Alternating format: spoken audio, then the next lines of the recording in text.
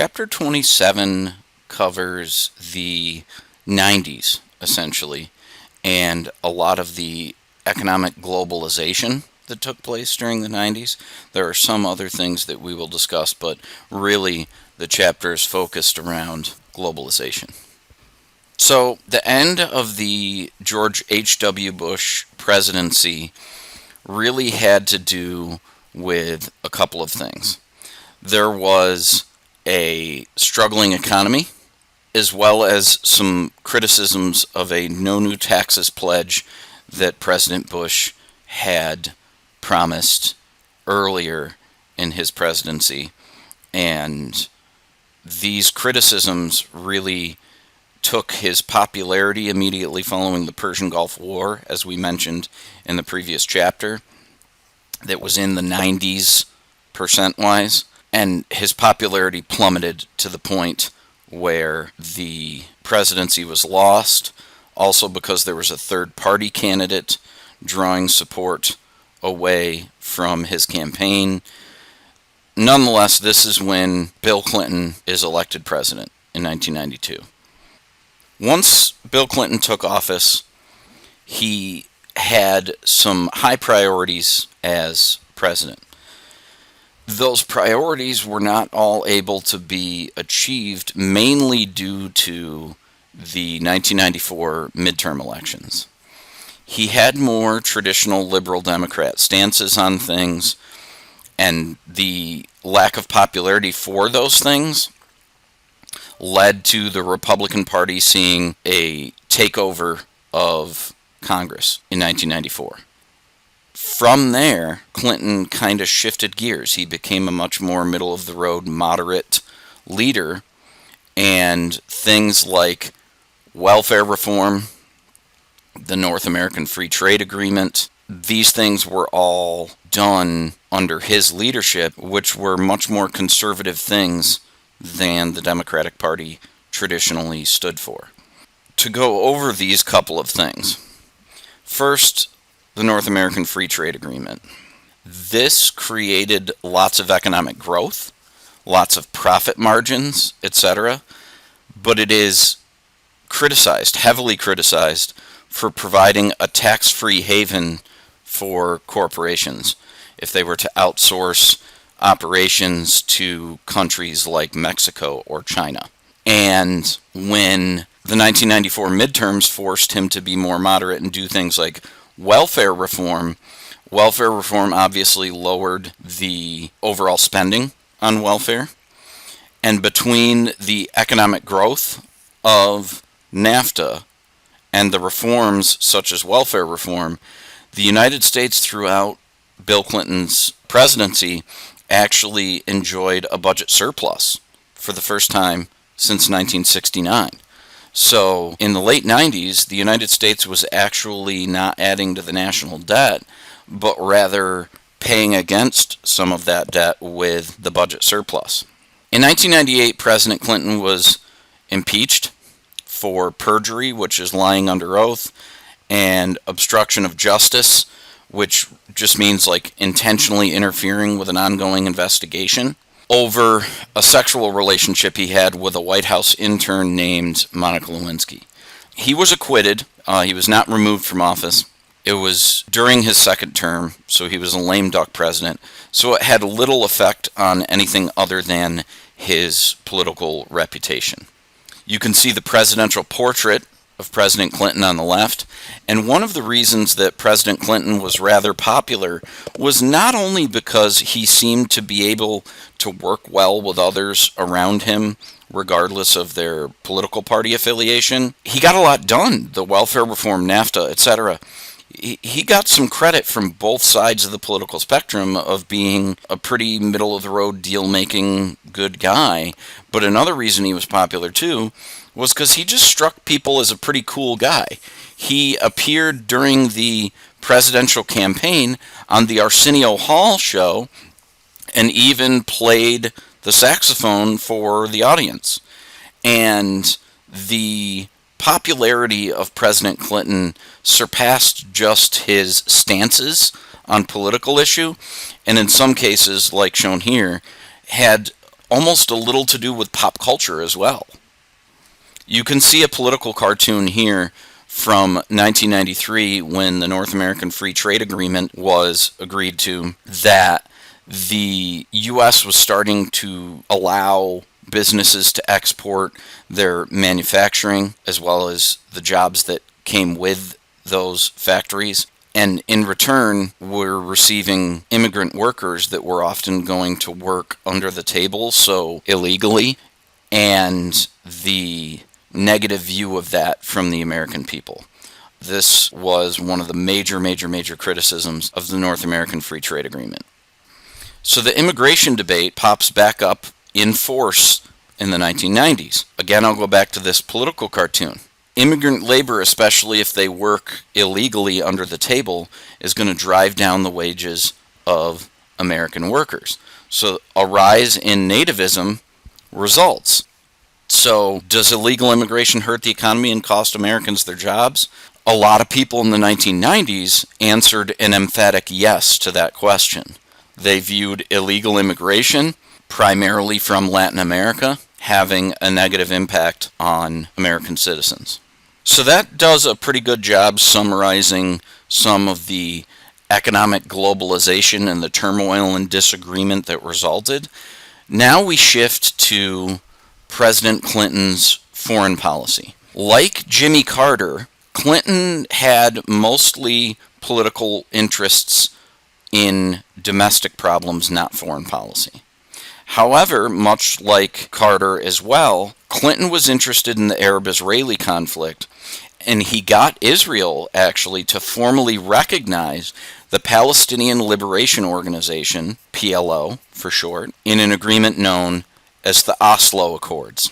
And this is a big step in Arab-Israeli relations. This means that Israel has to publicly recognize Palestine as a partner with legitimate negotiation rights. And the Arab-Israeli conflict, unfortunately, has continued on even to today, but this was certainly a major step in at least forcing the Israelis to recognize that the Palestinians had some legitimacy in that they deserved to at least be recognized and brought to the negotiating table fairly. One of the criticisms of President Clinton's foreign policy throughout his presidency was that he kind of inconsistently supported human rights around the world and tried to have the American military help in instances where human rights were being violated. So there's a civil war in Somalia going on in which the United States intervened, but Clinton had troops withdrawn after the Black Hawk Down incident in Mogadishu in 1993. There's a famous Hollywood film based on a book about this event, and so the United States was withdrawn after that difficult experience in Somalia. The U.S. also did nothing in 1994 when tribal massacres were going on in Rwanda. Another excellent Hollywood film is made about this story. Many people assumed that our inaction in 1994 was due to that negative experience in Somalia only the year before. The U.S. did, however, intervene in the civil war that erupted after the breakup of Yugoslavia in 1999 to prevent any further ethnic cleansing of Muslims in the region. And again, there is yet another good Hollywood film that depicts this issue. You could see a photograph here of President Clinton bringing together Israeli Prime Minister Yitzhak Rabin on the left and Palestinian Liberation Organization leader Mahmoud Abbas. And this is a pretty historic photo of these two being brought together and actually recognizing each other's legitimacy. Some of the films that I mentioned before are Black Hawk Down, a good depiction of the Mogadishu situation. The movie Hotel Rwanda, a true story of a man that did as much as he could to save lives during the tribal massacres in Rwanda in 1994. And Behind Enemy Lines. Fictional, but a very good depiction of the ethnic cleansing that was going on in the Balkans after the breakup of Yugoslavia and the civil war that resulted. Probably the single biggest criticism of President Clinton's tenure as president was his lack of action over terrorism, specifically groups like Al-Qaeda. In 1993, the World Trade Center was attacked for the first time by a car bomb, and this blast killed 6 people. It injured more than 1,500 people. It was an attack that was the first attempt at bringing down the World Trade Center, and luckily it wasn't worse than it was, but there was little to no reaction from the United States. In 1995, the Khobar Towers in Riyadh, Saudi Arabia, are attacked by a car bomb.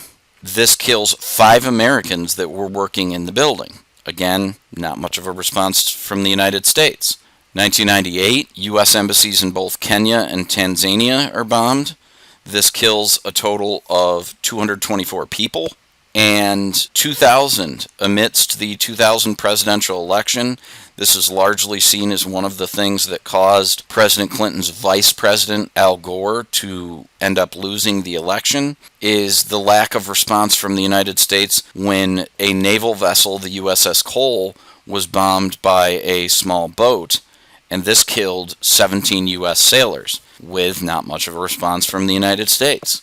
So you can see a photo here of the bombing in Saudi Arabia in 1995 and how devastating that was to this building and obviously to the people that were killed. And you can see the USS Cole incident and a rescue boat investigating the hole that was blown into the side of the Cole.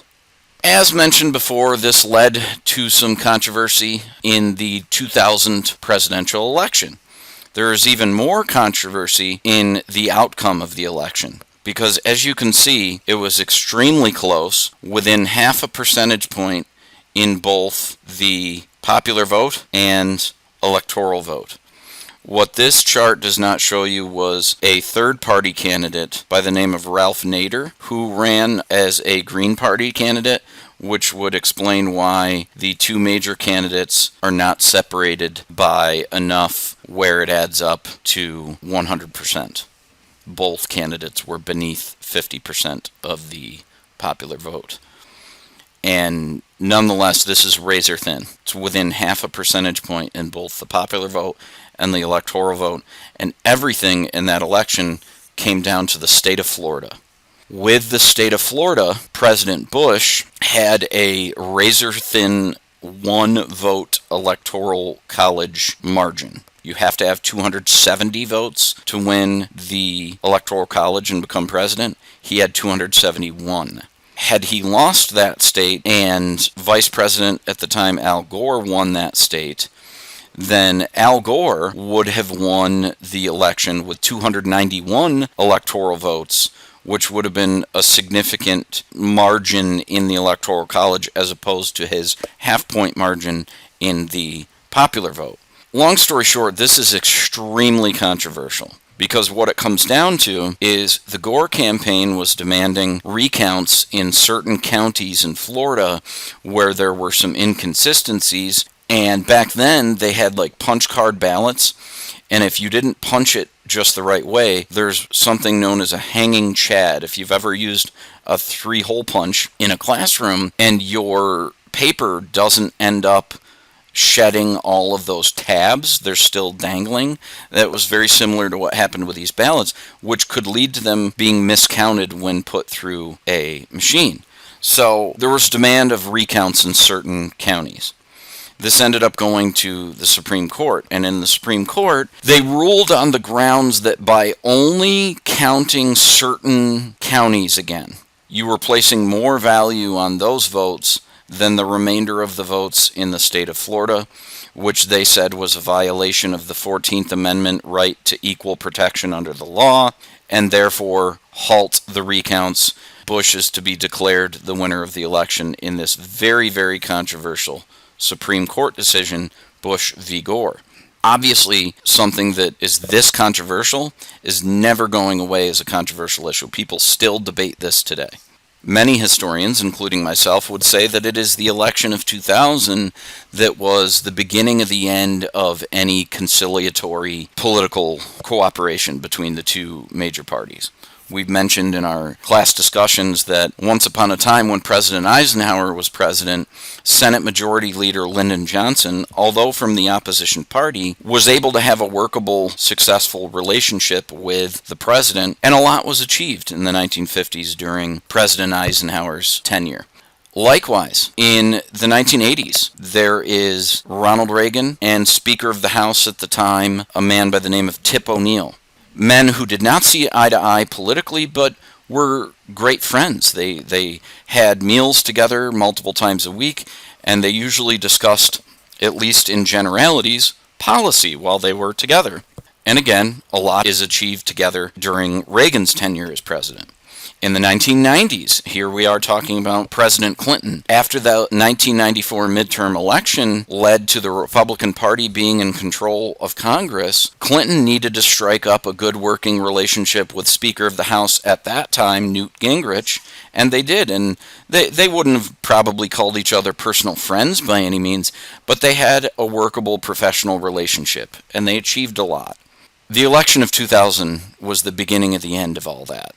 There was so much controversy surrounding this election that the two major parties are very much in a destroy the enemy mentality that has only worsened since this controversial election.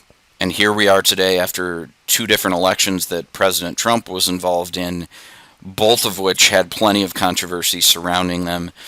His 4 years as president were extremely controversial throughout.